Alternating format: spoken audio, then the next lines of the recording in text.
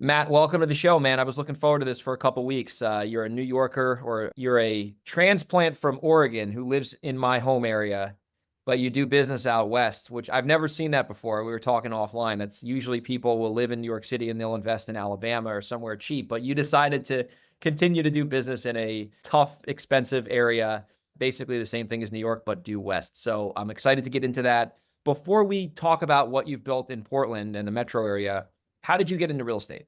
Yeah, so I got into real estate, my first kind of dabble into the space. I had a job with a real estate investment company in Portland when I'm just turned 35. I got that job when I was in 2016, whatever that is. And basically the job was all day, every day. I was just hammering the phones. The guy that owned the company, most of his business, he bought foreclosures. So I was just phone guy all day, every day, calling on those deals. And I actually, while I was there, I bought my first rental property. I didn't really get serious about it. I mean, looking back, I should have, I should have been buying foreclosure deals, a couple times a year from this guy. I had all the access to it. But yeah, that was my first dabble into the real estate space. Okay, so you got your feet wet. So let's talk about your business now, and then we'll reverse engineer how you're able to manage this from the other side of the country. Yeah, let's start at the end. I'll tell you where I'm at today. So the way I look at my business, there's kind of two segments to it. There's the long-term rental portfolio, and then there's our fix and flip / wholesale business. You sort of think of it as the fix and flip is the now money. The rental portfolio is the long-term, kind of wealth building side. So on the rental side, as of today, we are at 35 doors. Almost all of them actually are in the kind of the greater Salem area. I bought the one back in 2017, but really started scaling it in 2020. Started off, that was back when rates were low. I was just doing rinse, repeat, and burr deals. Oh, those are the best. Yeah, I was really, really good at doing single family home burr deals. So that's when I started. I bought a few duplexes, but smaller stuff. The past year in 2024, I kind of progressed into buying more like fourplex and sixplex type stuff. Got to, like I said, today, 35 doors. And then our next step, we actually put in an offer today on an 18 unit. So that's kind of where we would like to take it. So let me ask you a question on the rentals, and then we'll talk about the flips in a minute. Now, you're buying these properties. You're in this Portland, Salem metro. Are you, because at least for me, if I make $50 a month in profit, I'll do the deal because I have the other business and the flipping to make up for the break even, basically. Is that what you look for? Or are you still finding, like, even in Salem, which I don't know anything about, like real cash flow? Because I'm assuming that that's a pretty expensive area like Portland. Yeah, I mean, it's slightly cheaper than Portland, but it's an expensive coastal market. Short answer, no, you pretty much, even if you buy deep on, an off market single family home, you're not going to cash flow. The multifamily stuff, which is what we've gotten into, you definitely that'll cash flow for sure. It's still hard though. And it's been a little bit of a mindset shift of some of this stuff is I'll buy stuff now that might actually lose money for the first 1 to 2 years. Cause you're buying an older landlord who's way below market rents and, the rent control stuff in Oregon. There's the long-term value add opportunity there because you can, when you get to market rents, it's going to cash flow like crazy. Yeah. But when you're buying initially, that first year, you might lose money on it. And that's okay, assuming you see the future it looks brighter, because like you said, I've done that too. Like, I'll buy a dog property at a good price with crappy rent. And I know whenever I get the tenant out, usually it's given them money to leave, that rent will double sometimes. And then honestly, for taxes too, that'll help you too. You're going to offset some of your income if you're losing money and you're depreciating the building. So I always tell people, it's like, if you're making money like flipping or wholesaling, like, you don't really need to make a killing in rentals. Like, you could lose money on rentals and then you're not going to pay anything in taxes. And it's not going to really screw you around because you have so much money coming in the other business. Yeah. Like you said, if you're doing well in the other business, but a dollar saved in a tax write-off it's no different. In fact, it's better than a dollar earned in some cases. I mean, that's one of the best tools in real estate. That's probably the number one reason to buy and hold real estate in this country. Funny you say that, because I was looking this morning, I hired a new CPA for 24 and 25.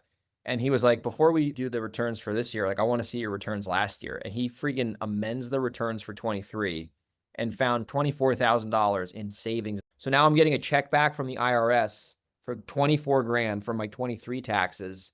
And he just found these little like depreciation things that the old CPA couldn't do or didn't understand, saved me almost 25,000. I mean, it's crazy, all because of the rentals. That was the reason why.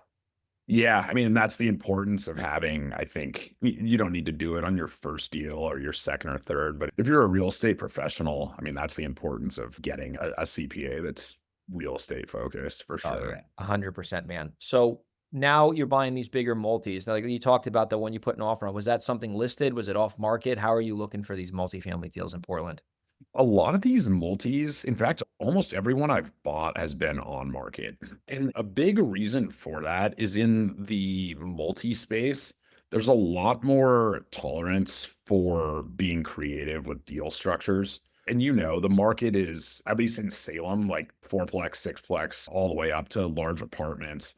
The market's tough. There aren't a ton of offers flowing in. So you Yeah. have some leverage as a buyer to go, hey, I'm going to bring X amount of bank money, but I want you guys to sell or carry, another 200 grand at 3% on a 10-year balloon or whatever. Or there's stuff you can do with subject to where you take over somebody's 3.5% mortgage that they originated in 2021. So there's a lot of stuff you can play with. In the single family space, it's not as sophisticated typically. Yeah. Like people's eyes are going to gloss over if you go, we're going to buy this subject to Oh, they're like, what does that even mean? on a wrap, and you're going to carry 100 in second position. There's like, okay.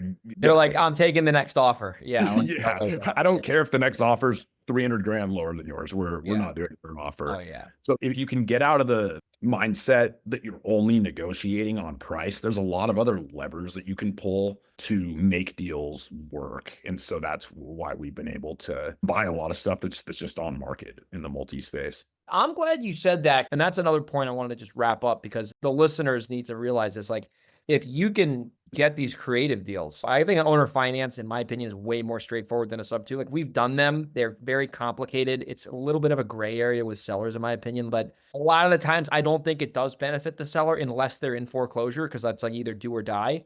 But I remember a property I bought. This was actually in PA, and the guy wanted market value. And, he had a renter in there. He didn't want to deal with her.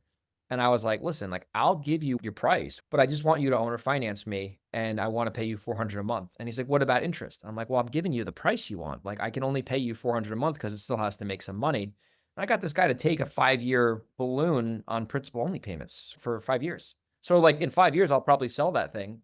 But every time I pay him on a monthly basis, it's just paying down principal. So to me, I'm like, that's a deal I'll do. I'm not overpaying for the property. So, I like the creative stuff when the sellers are willing to entertain it.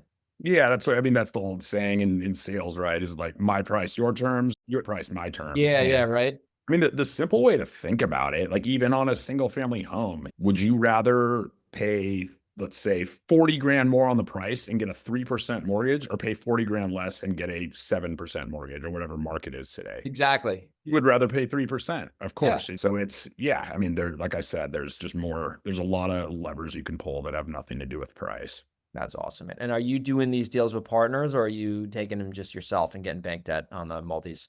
It's a mix. I'm getting bank debt on them, but most of them are on my own. I've Okay. raised money for a few of them. I've brought in a few deals with family, and so it's a mix, but most of them I do own. That's awesome, because I see a lot of guys talking about how many units, and then it's like they own like 1/5 of the equity. They're in a syndication. And or there's nothing something. wrong with syndications. It's just people No, aren't. not at all. It's always like, I'd rather own 100 units on my own with no partners versus 1,000 units. But anyway, I digress.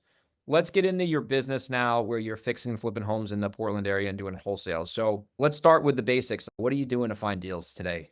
Yeah. I mean, so when I started out, I was buying most of my stuff from wholesalers. To backtrack, I didn't really get into fix and flip or wholesale until about less than 2 years ago. So for Okay. context, I quit my corporate job in August of 23. And so up until that point, I was basically just buying and holding rentals because I was like, Yeah. cool, a W-2 income pays for my life, and then I stack rentals. So as far as finding these, shortly after that, I went and hired an in-house acquisitions guy I should say I started off as the acquisitions guy, and like most business owners who are listening can probably relate to, you own the business, you're wearing too many hats. And Yeah. I was half-assing the acquisition side, which you cannot do. Like No. you got to hammer the phones all day, every Yeah. day. So I hired a guy. We do cold call, we do PPC. I've also just through personal brand stuff. Like that's one thing I would tell anybody on here. Just everything you do, like people need to know that you're doing deals. It pays off long term. I mean, people start sending you stuff because if you build a reputation that you go under contract and you close and you're a guy or gal that does deals, people start bringing them to you. So cold calling, my PPC stuff, and then just through, Just word through of mouth, relationships. kind So of you're not personal doing like brand. mailers or anything over there? I've never done mailers. I've heard people have success with it. There's no reason I haven't. I just haven't. Yeah. I've always liked mail because it's like the best of both worlds. Like I like Google, but Google can get finicky. Like, 1 month it'll crush it, the next month it'll kind of like peter out. And then like calling we still do as well. It's like, cheaper, you can control the list. But I found like mail, it's like a hybrid. Like they're calling you, but you're also kind of like controlling your success because you can like, oh, I'm gonna send 50,000 like postcards. Like I'm guaranteed to get X amount of calls. So I think that's Mhm. maybe something, in the future if you want to consider it. I think it would work pretty well because I know Portland, at least in Washington, you can get a lot of data here basically for free. Same with like property radar is phenomenal in Washington and Oregon and California, like really good data. So just something to consider. But anyway, back to the flipping business. So that's how you're getting your properties. Now, from my limited knowledge of Portland, I know there's a lot of development opportunities there. There's a lot of infill, like, people are just buying these like small houses, knocking them down. So like, what's the exits like on these flips? Are you fixing flipping stuff? Are you doing infill development? Like, I feel like that's an area where that stuff's very popular. I have done zero development Okay. stuff. I know a guy, really good dude, crushes it in real estate. His name's Mike Nuss. He's kind of the guy in Portland as far as development goes. I know he Yeah. kills it with that. But yeah, my exits on these it's just standard single family home. Are you like taking them down to the studs, rehabbing them, or are you doing like wholetails? Like just clean them out? No, I try to do, God, I did one like down to the studs and it Oh, was it's just terrible, dude. my Yeah. biggest thing with it is like, so if you do enough flips, you're going to do really well on some of them, and some of them you're going to make very little. My thing is, if I'm going to lose money or make very little money, I want it to happen quickly. I did a down to the studs remodel, and I literally, I think, spent 8 months on it. I think I got a check for like $1,200 or something after 8 months when we netted the whole thing out. So I do the stuff that's, I mean, I'll throw a roof on something, I'll paint, I'll do floors, I'll do kitchen, but I do not do the full like structural. Like reconfiguring rooms and finishing like No. Seattle. I mean, the way I look at my business, like my bread and butter, what I really enjoy doing is the rental stuff, but I do not claim to be a super advanced house flipper. I'll Yeah. buy deep, I'll get a good deal, put some cash into it, but I'm not reconfiguring and adding Same. rooms and all that. That's not my game. I like the ones where we'll go in, update the floors, paint it, put new trim in, put some New counter. bathroom vanity. Yeah. Yeah, that's it. Because then you can't have a lot go wrong with that. Like if, as long as you've seen Right. the house and you know what's going on. But like when you're starting to blow out properties, that's like a development business, right? Versus like you're just buying a house that's worth 450 and you're paying 300 for it and it needs 50K in cosmetic repairs.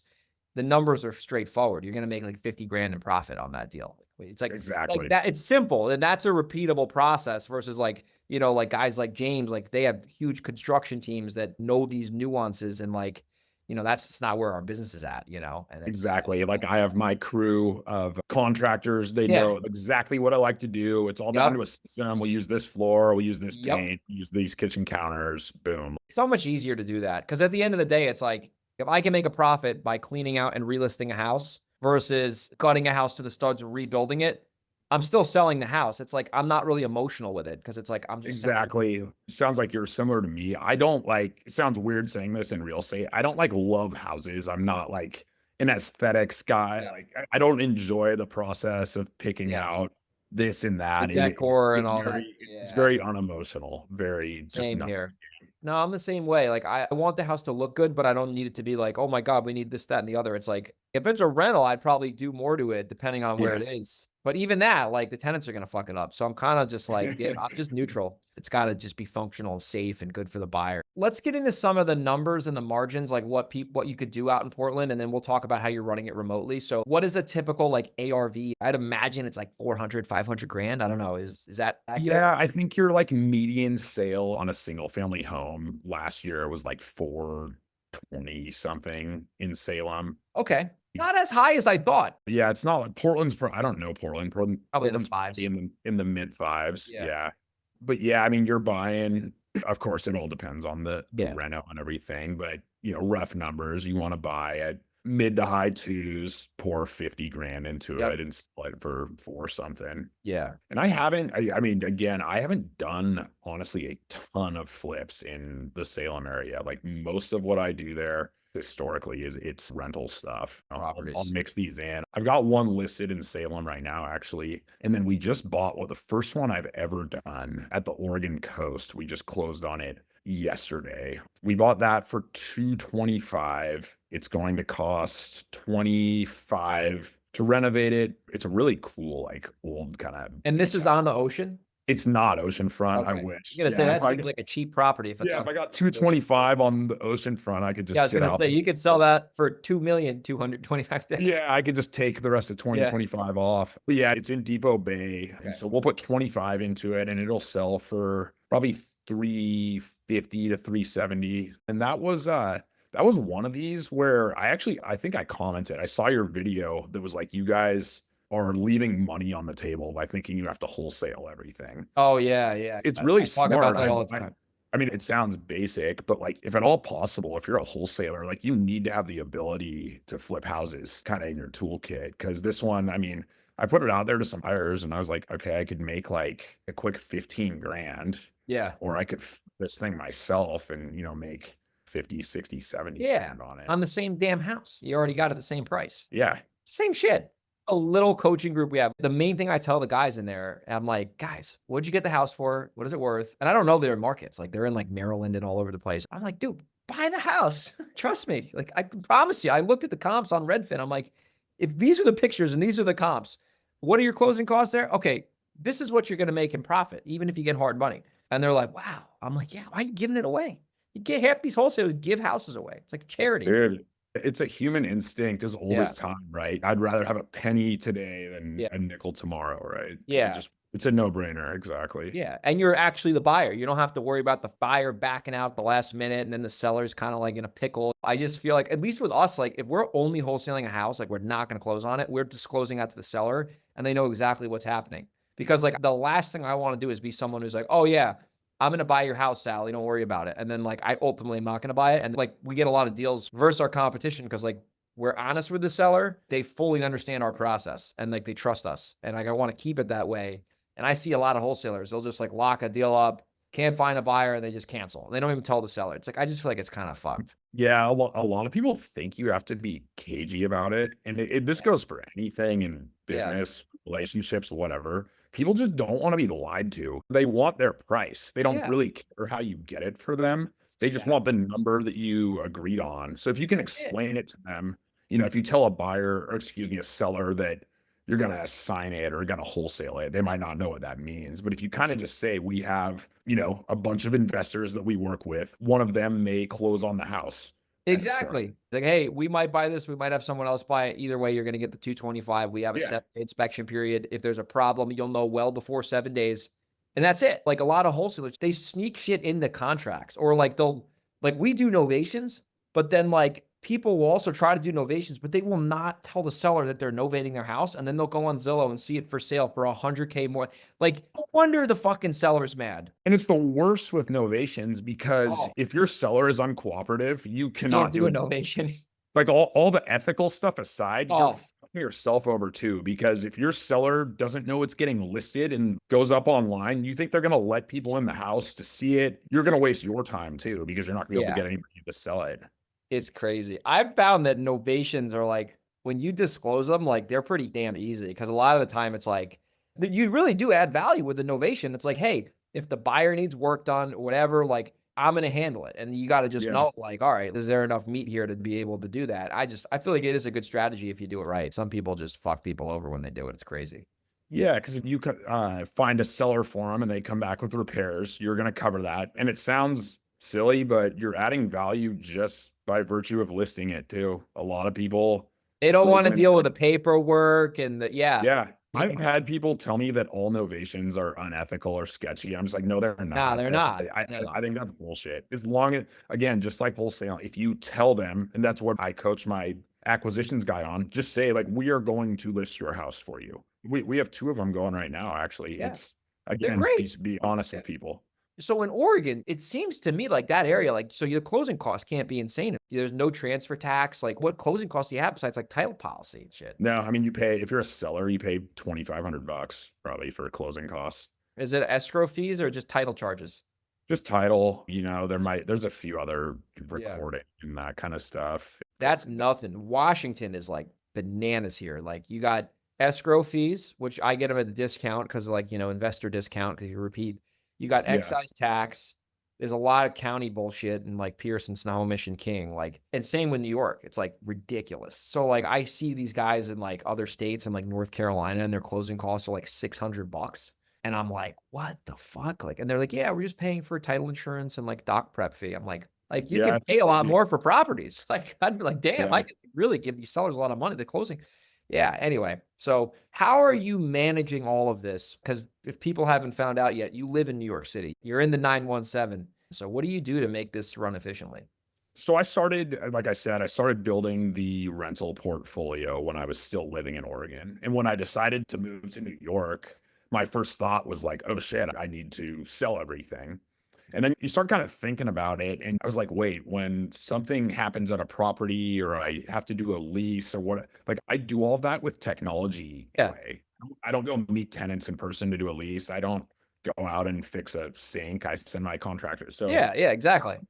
So I was just like, there's nothing preventing me from running this from New York. And then, when I moved, I was still a straight up solopreneur, getting rents on Venmo charges and shit Yeah. like that. So I mean, as you scale, you need to learn to hire. That's really Yep. important. You need to use technology. Like you have to sooner than later, if you're building a rental portfolio, get a tenant portal software. But yeah, I mean, the best hire I ever made, I just read this book. You might know it. Buy Back Your Time. Oh, And Martell. That's a good book. The Blue Book. great book. The That's a good book. second I finished it, I started interviewing people for my assistant role. Yeah. And That's a great she book. took it and ran with it. Like one of her KPIs is basically around the idea that I pretty much don't hear about the rental portfolio. If there's something major, of course, but Yeah. she's putting people in leases, she's screening, she's got a list of contractors for maintenance stuff.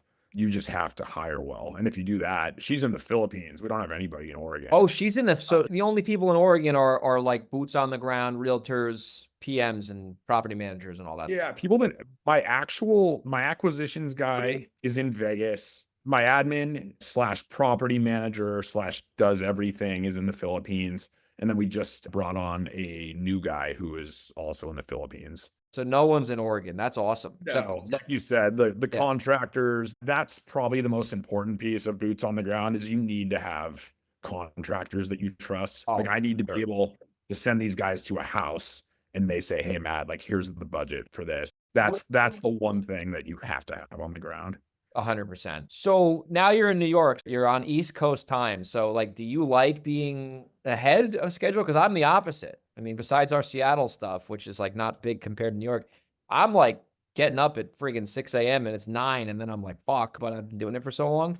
Do you like getting phone calls at 7 o'clock? Like, how do you deal with that? What I've kind of had to learn or just set the precedent around is a lot of stuff that we think is urgent isn't that urgent. Like things pop up that, I'm getting a call at 9 PM and maybe I need to address it. Like that happens. So I'm not going to pretend that doesn't happen, but also sometimes stuff can wait till tomorrow too. Like I said, I had a W-2 until a year and a half ago and I kind of didn't know I had to build out a schedule. I get up, in the morning, I go read and hit my workout because I know everybody I work with, well, not the Philippines people, but most of the people I work with are all 3 hours behind. Yeah. And I realized, like, when I first started out, I was getting up And I was like firing off emails and text messages. I'm like, these people fucking hate me. Like they're Yeah. getting the first thing they see in the morning is that Matt is bugging them about Yeah. whatever. It's So I was 7 like, a.m. and they're like, what the F is going on here? yeah. So I was like, you need to, you need to build a morning routine. So that's how I built it out. That's kind of my Yeah. me time in the morning. And then I'll work till 9 p.m. if there's stuff that needs to get Yeah. done. It's funny when I go to New York, I forget. And I'm like, man, in New York, I feel like I get an extra day in. Like I have a whole morning. Other nice thing, it does force you.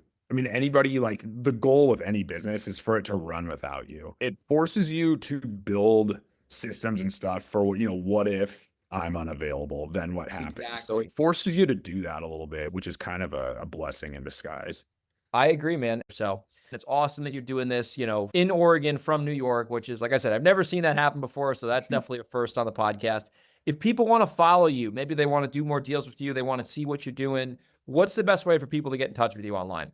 Yeah, Instagram's a great place. My personal Instagram is the real Matt Cox 4, just the number 4. And then my business Instagram is at SauceTown.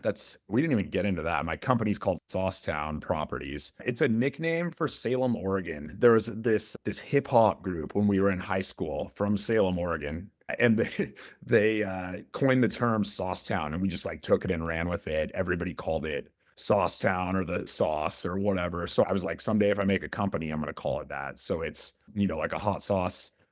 Town Properties is the Instagram. And then also I have a blog. You can search that at substack.com/MattCox444. And we will be launching a podcast, I think next week, Oh, called SauceTown Investor. So we'll have to get you on there, Greg. dude, I'd love to do it, man. I would love to do it. That'd be awesome. Well, Matt, thanks for being a guest on the show. That was a lot of fun. I'm looking forward to doing this again whenever you want to come back on, and excited to be on yours. And I hope you have a great evening, buddy. Greg, absolute pleasure, man. Great chat. Thanks again for having me on.